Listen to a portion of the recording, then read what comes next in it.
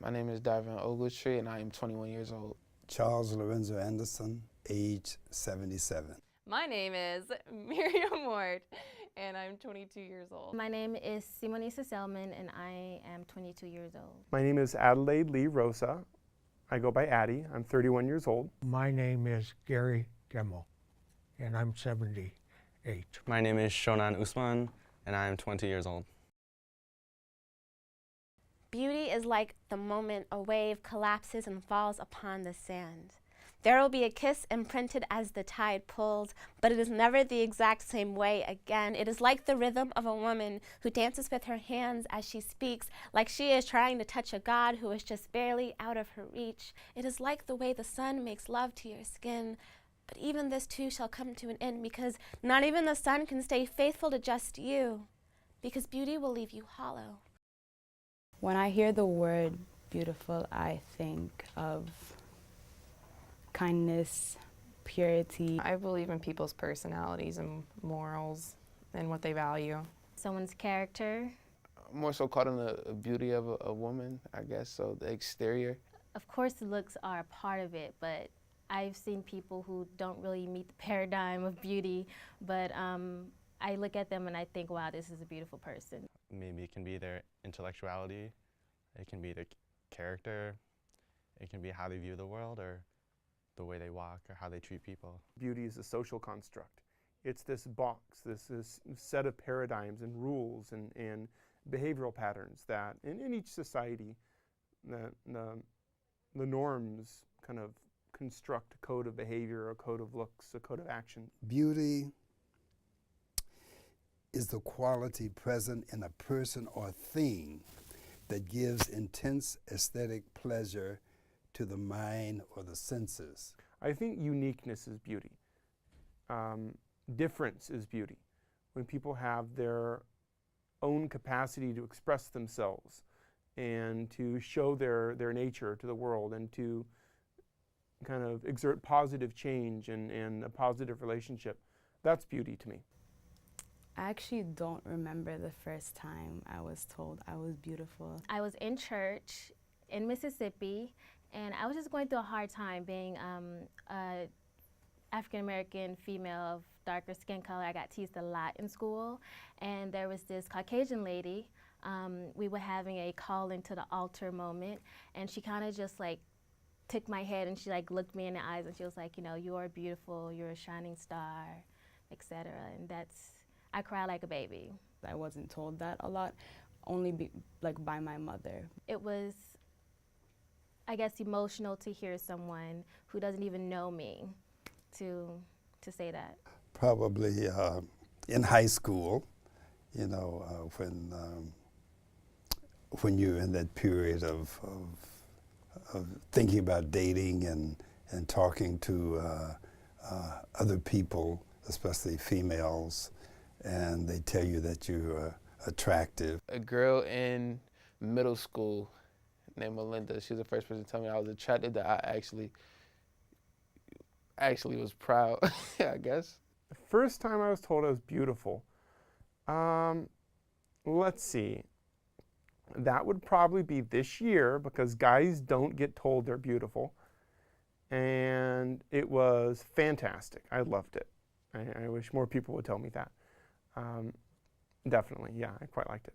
People, when you do great things for them, they see a beauty in you because of the things that you do and the attitude that you have and the way that you express yourself.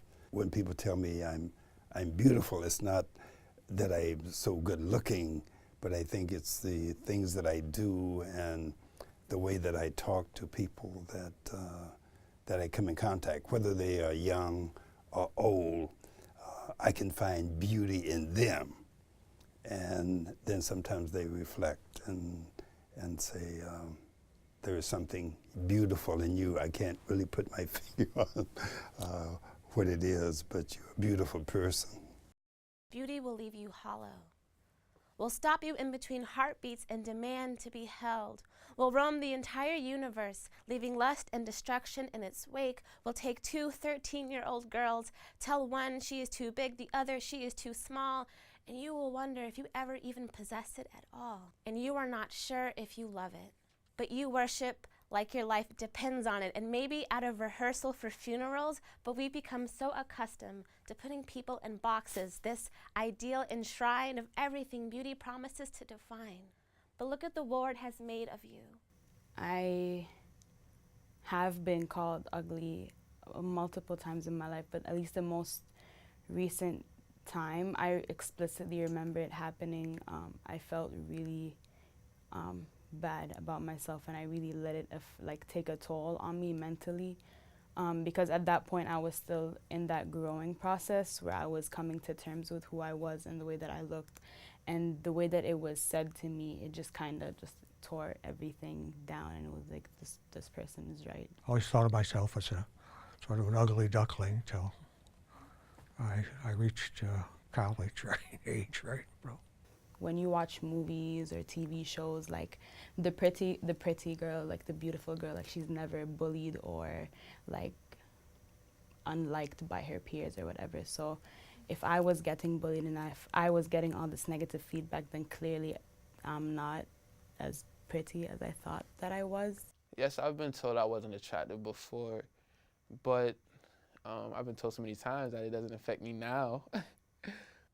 I was born and I went through puberty, and I realized something went wrong in puberty and I shouldn't be a guy, and I was, and it sucked and it was awful, and I did not feel beautiful.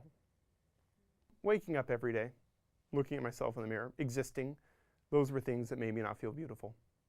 Every social interaction, pretty much my entire life. It was very difficult to love my hair, my body, specific facial features. I never really liked my nose or like my, I don't know, just all that. Because I grew up in the South at a time when everything was segregated. I went to all black school, all black high school. You know, we had to sit in the back of the bus, and you know, we lived on a 35-acre farm in Virginia, and I'm sure there were KKK all around us. Growing up in a family that always made fun of my skin tone or my hair.